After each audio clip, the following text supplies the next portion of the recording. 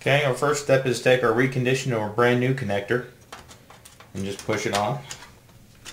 There we go. Take our plating and put it on.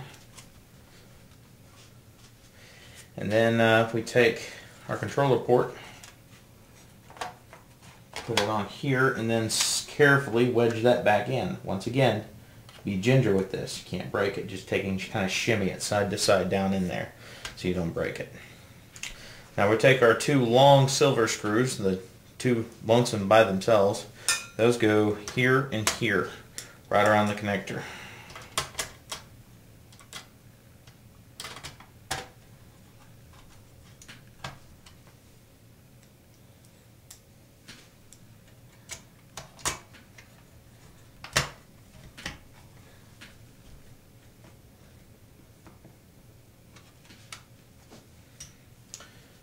Now, take the 6 smaller screws, the brass looking ones, put them 1, 2, 3, and 4. 4 of them anyway. And the other 2 go in the switch.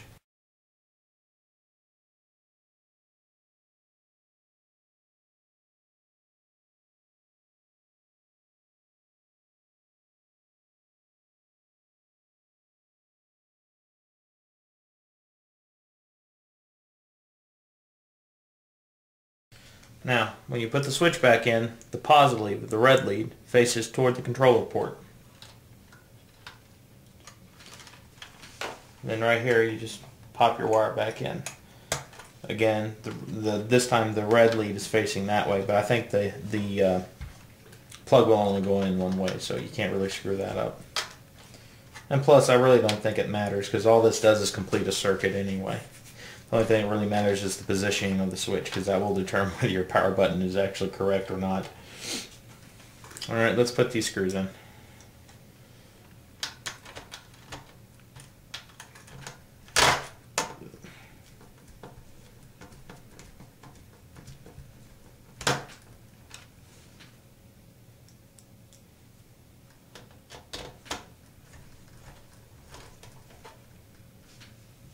Okay. Now this is probably the most frustrating part, is putting this back in. The only real recommendation I have is to take this long part of the spring right here. And this is the tricky part, is putting this ejector piece back in. What I recommend doing is taking this spring right here. There's a shorter and a longer leg. You want to take that longer leg, put it there, and hold it there, okay? Well, I'm sorry. Put this in first. Put the arm in. Okay? So all you gotta do is basically push it with your palm. And then take and put that spring in right there, that little hole, and hold it right there. Then take and just ever so gingerly slip the rod in through the spring. And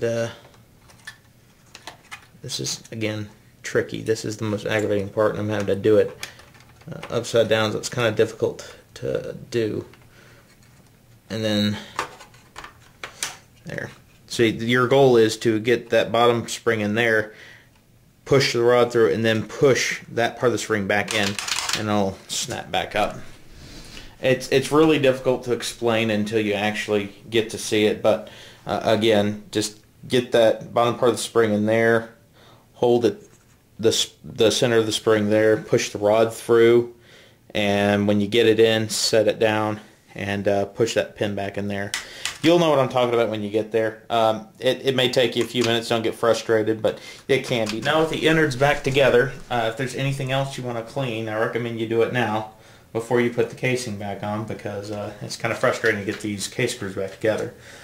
But once you've gotten that all together, you first off make sure your power switch is in the off position, and make sure your power switch here is in the off position, and then set it back on. Flip it over and put the screws back in.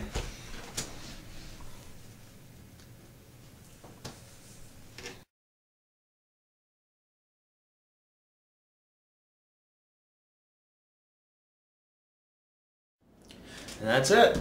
You've got a clean Super Nintendo. About the only thing you would use Brasso on this is to clean the connector on the controller port. That's about it. For the most part, you won't need Brasso at all for this project. I hope this helps, and look out for the next video on how to clean a Nintendo 64 system.